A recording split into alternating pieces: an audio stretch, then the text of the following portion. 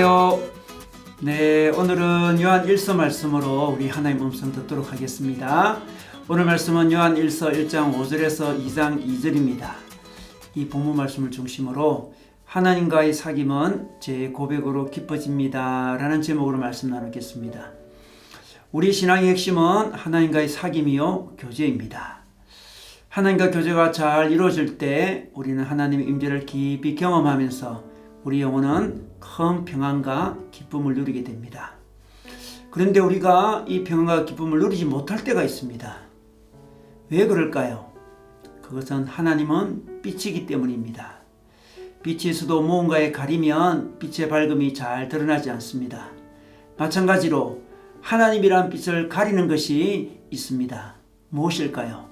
바로 우리의 죄인 것입니다. 그래서 동일한 하나님을 영접하고 믿고 있으면서도 빛의 열매를 많이 누리는 신앙인이 있고 또 그렇지 못한 신앙인이 있습니다. 이는 바로 각자의 마음의 상태가 다르기 때문입니다. 죄가 머물러 있는 마음이 있고 죄를 청소하는 마음이 있기 때문입니다.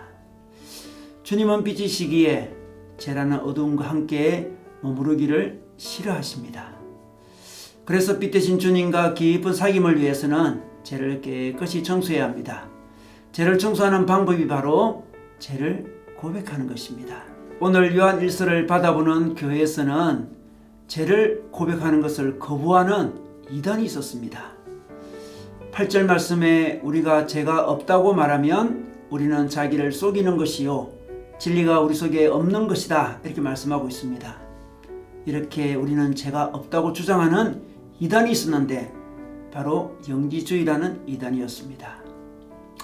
이들은 이미 거룩한 지식, 영지를 가졌기 때문에 더 이상 죄가 없다고 주장했습니다. 영지주의 이단이 바로 오늘날 구원파 이단입니다. 이들은 죄를 고백하지 않습니다. 그런데 우리가 영지주의 이단은 아닐지라도 죄를 고백하지 않는 사람이 있습니다. 영지주의처럼 신앙 지식으로 죄를 가리거나 아니면 교회 전통이나 자신의 신앙 경험에 맡겨서 자신의 죄를 인식하지 못할 때가 있습니다. 죄에 대해서 둔감해진 것입니다. 그래서 이들은 하나님과 사귐이 없는, 사귐이 깊지 못한 형식적인 신앙생활을 하게 됩니다. 그러나 죄에 민감한 사람들이 있습니다. 이들은 죄를 버리기 위해서 애를 씁니다. 죄가 자신과 하나님과 교제를 막고 있음을 예민하게 느끼기 때문입니다. 이들은 말씀에 의지하여서 늘 죄를 고백합니다. 그 말씀이 바로 9절 말씀입니다. 9절 말씀에 우리가 우리의 죄를 자백하면 하나님은 신실하시고 어루신 분이셔서 우리의 죄를 용서하시고 모든 불의에서 우리를 깨끗하게 해주실 것이라 이렇게 말씀하고 있습니다. 이 말씀을 의지해서 늘 죄를 고백합니다. 어떤 사람은 죄를 고백하기보다 자신의 힘으로 죄를 버리려고 하는 경우가 있습니다. 그러나 그것은 큰 도움이 되지 못합니다. 우리의 죄는 오직 예수 그리스도만 깨끗하게 할 수 있기 때문에 그렇습니다. 인간적인 노력으로 죄를 버리려고 하면 그 죄를 일시적으로 버릴 수는 있겠지만 다른 종류의 죄로 변화되어 버립니다. 예로 도덕적인 죄를 겨우 이길 수 있으나 남을 비난하고 자신의 의를 쌓아가는 다른 종류의 죄로 변화되는 것입니다. 그러므로 우리는 날마다 죄를 하나님께 자백함으로 용서받고 빛이신 하나님과 교제가 깊어져야 합니다. 그리고 우리는 죄를 자백할수록 죄에 대해서 더 잘 인식하게 됩니다. 오늘 이 시대는 죄에 대해서 아주 둔감합니다. 자신의 고통에 대해서는 예민하지만 죄의 무서움에 대해서는 별로 인식하지 않습니다. 자신의 진로에 대해서는 민감하지만 죄에 대해서는 민감하지 않습니다. 가난에 대해서 고통을 많이 느끼지만 자신 속에 있는 엄난과 시기와 거짓과 비난과 욕망과 비교식 등등에 대해서는 아파하지 않습니다. 우리가 짜증내고 신경질 내고 사소한 거짓말하는 것도 우리는 죄임을 알고 슬퍼해야 합니다. 자기 연민과 근심이 큰 죄임을 알고 고백해야 합니다.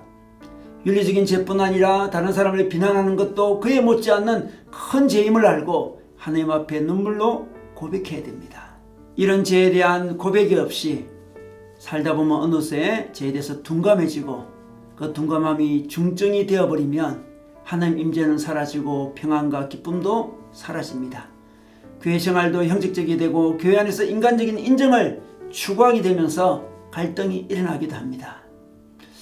우리는 사랑하는 사람과의 관계에서 사랑이 가장 중요하듯이 우리 하나님과의 사이는 사랑의 교제가 핵심입니다.